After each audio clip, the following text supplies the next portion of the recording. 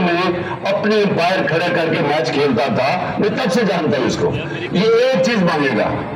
कि तुमने किसी न किसी तरह इमरान खान को डिस्क्वालीफाई करवाना है, तुमने इसकी पार्टी के ऊपर जोर डालना है और मेरे केसेस खत्म करने। मैं आज अब इसको और कोई फिक्र नहीं है कि ये इससे कोशिश करनी है कि रास्ते से किसी तरह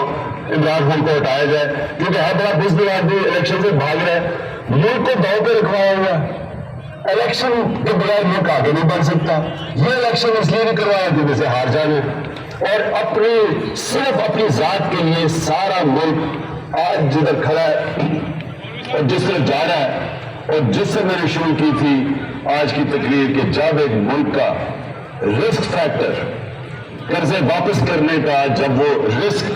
64.5 पे पहुंच जाए, कोई दुनिया उसको पैसे नहीं देती, उधर कोई इन्वेस्टर नहीं आता उस मुल्क में, उस मुल्क में से बल्कि अपने लोग डॉलर खरीदने शुरू हो जाते हैं, क्योंकि उनको खौफ आ जाता है कि इकोनॉमी तो आगे नहीं बढ़ेगी। वो मुल्क माशी तौर पर तबाह हो जाता है। और इन्होंने 7 महीने में, मैंने शुरू में आपको बताया कि इकोनॉमिक सर्वे बता रहा है पाकिस्तान का कि